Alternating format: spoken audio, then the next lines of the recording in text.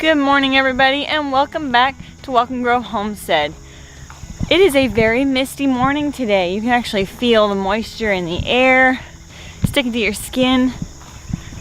It is a very misty morning. It's really cool, actually. Not a thing that ever happened in California, at least not in the Central Valley. Now we're heading out to do our morning chores. We're gonna milk the goats and we're gonna move the pigs.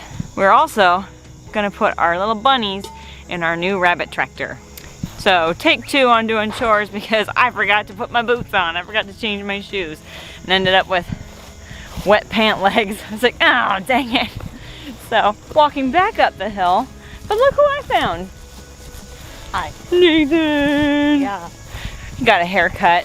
Looking all handsome and cute and whatnot. Yeah. Yeah. Good morning, ladies. Now we did let the doelings out of lockup, even though Molly still nurses off of Betsy. But basically, it's just, I was really tired of them sitting in lockup. So, she's not nursing much that I know of.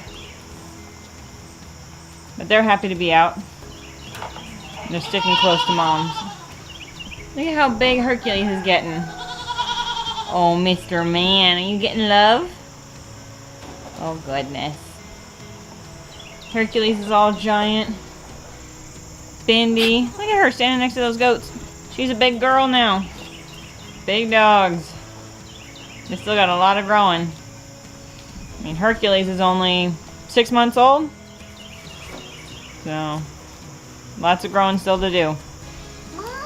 One thing that we always struggle with here in the milking room is flies, because especially on damp mornings like this, the flies like congregate into our milking / feed room trying to escape the wet, and you end up with a lot of flies bugging the goats while they're being milked and bugging us while we're trying to milk them. So one solution that we found, not necessarily a long-term fix, but one thing that helps deter them from the area is these little vanilla scented air freshener trees.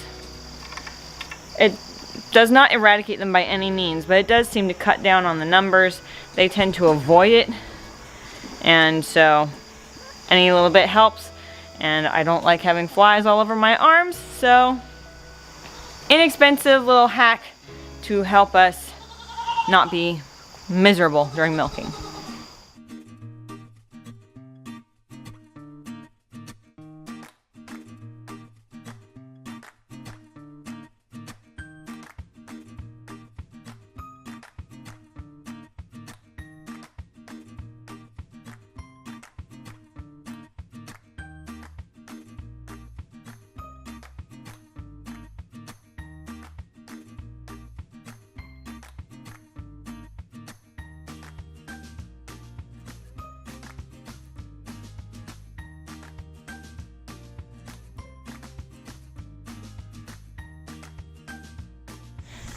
So we are conditioning our little bunnies to living in the tractor, and by conditioning I mean they're not full-time in it yet because of it would be a drastic change in their diet to put them on grass suddenly full-time, and they have not eaten fresh food really before.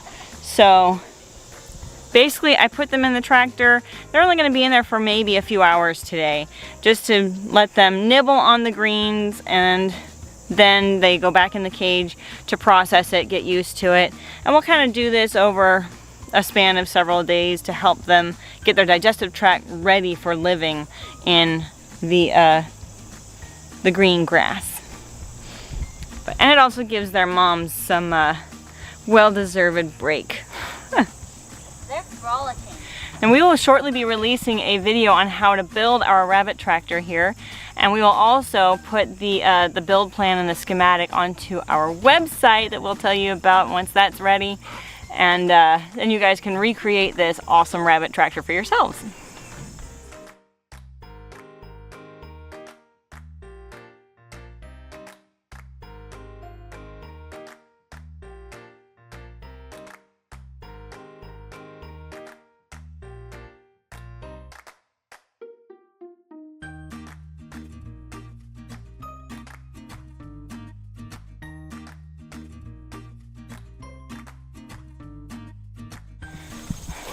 So now that the milking is done and the bunnies are in the tractor, we're gonna move the pigs.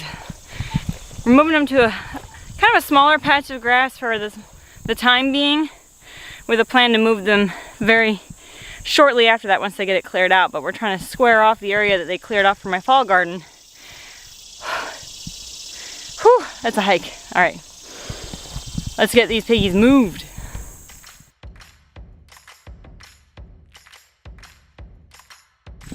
So sometimes things don't quite go according to plan.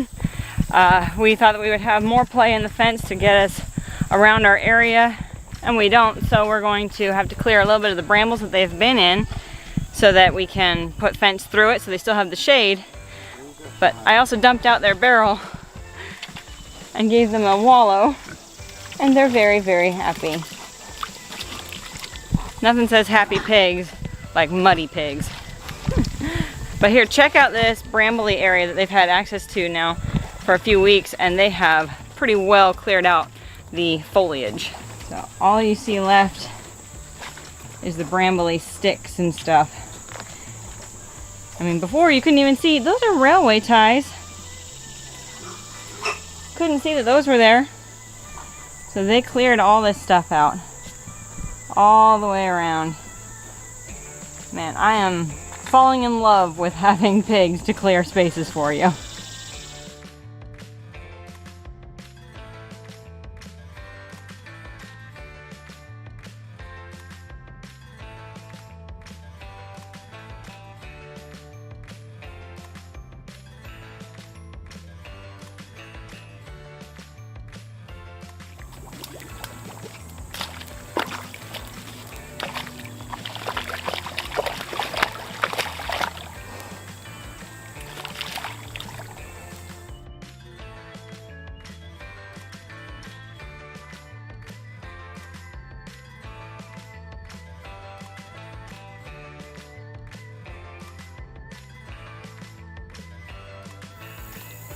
And I'm surrounded by grass. They absolutely must have the grass that's on the other side of the fence.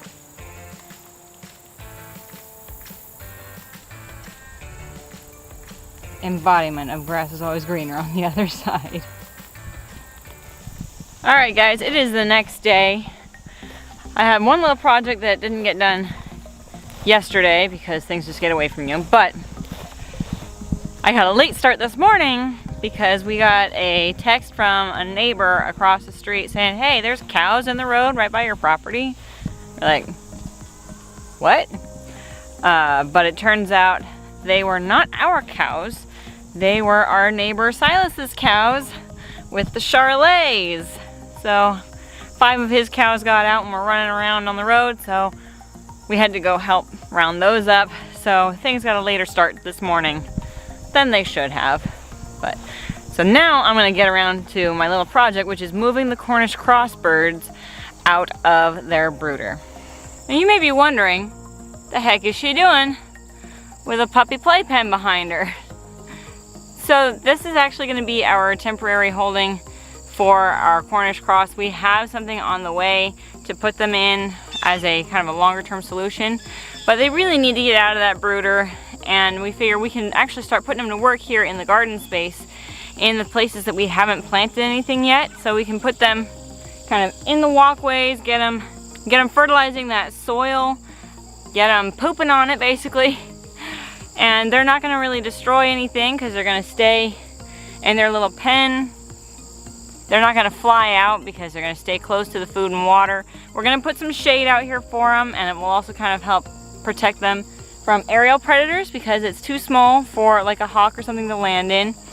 So they'll have shade, they'll have food, they'll have water, and they're in our garden, which is surrounded by an electric fence, so they should be pretty safe. And I'm also still planning on bringing them inside at night, for now anyway, just to make sure that they stay safe. These birds are plenty old enough, they need to get out, and we just haven't been able to tackle all the projects in as quick of a timeline as we were hoping, because honestly, there's only so many hours in a day and only so many hands and so much that you can manage to get done. So this is something that I can do it quickly. We can get them out and get them just in the fresh air and get them being chickens. as chicken as a Cornish cross can get, I guess. I mean, they're not going to eat too much of the weeds in here. We would like to ultimately be moving some chickens in here for some weed control. We are still trying to work out how we would protect the plants from them, but in the meantime, this is what we can do.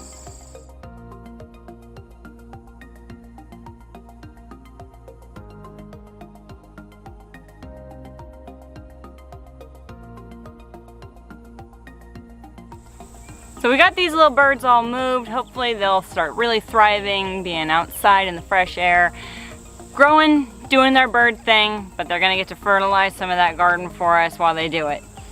Thank you so much for joining me on this one. As always, this is your country nerd with a goat herd and a flock of meat birds, saying that you can grow where you're planted.